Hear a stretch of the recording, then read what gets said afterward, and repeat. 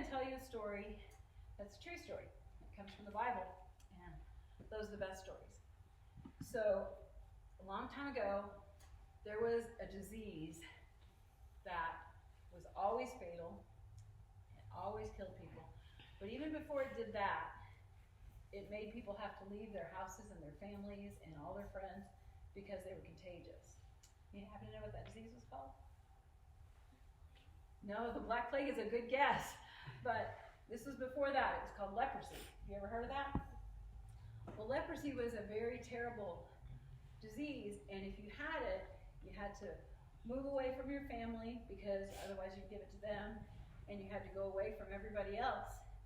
And people that had leprosy would travel in groups, and if they saw anybody coming, they'd ring a bell really loud, and they would yell, "Unclean! Unclean!" And that meant, "Don't come close to me because I have leprosy." It was really terrible. And over time, what would happen is their fingers and toes would get injured and come off. It was a horrible disease. And there wasn't really any cure for it.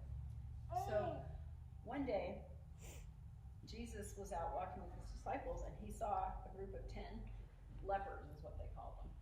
And they were yelling and banging the drums and ringing the bells and yelling, "Unclean." And Jesus didn't do what everybody else did. Everybody else was like, "Whoa, get away from the lepers." Jesus didn't do that. And he went up to them and he touched them and he made them well. He took away the leprosy. And they were, how do you think they felt? Really happy. They were so excited. And what you had to do if you had leprosy and it went away somehow, you had to go to the priest and let them look at your skin because it made your skin really, really white. And like, not white like mine. White. Like crazy white. And yes, like a diaper. That's exactly right. And so you had to go and show the priest that your skin was clean, and if he said you were clean, then you could go back. So these guys, as you can imagine, they looked at their arms and they're like, "Ah!" It's a normal color, kind of a light brown, probably for most of them.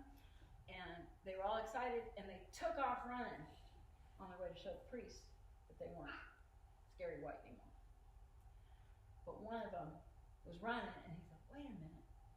And he turned around and he went back to Jesus, and he said, "Thank you. I got to tell you thank you." Because the others, they were so excited. It wasn't that they weren't grateful, but they didn't think about it. They were so excited they just took off running. But this guy came back to thank Jesus for what he did. And in our Wednesday nights as a church, the adults and everybody, we've been learning about gratitude. You know what gratitude is? When you're grateful for something, that's exactly right. And we've been learning about how to be grateful for all the good things God does for us, and to be grateful even in the middle of bad things. And so we want to be like the one guy that came back and thanked Jesus. Does God do good things in our life?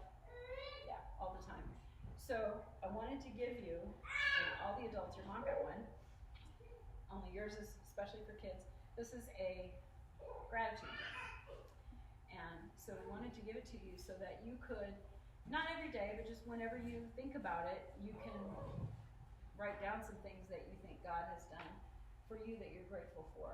And because sometimes we can get forgetful. Those 9 guys that ran away, they weren't bad. They were thankful too, but they were in a hurry to get on with their lives and they forgot to stop and say thank you. So we don't want to do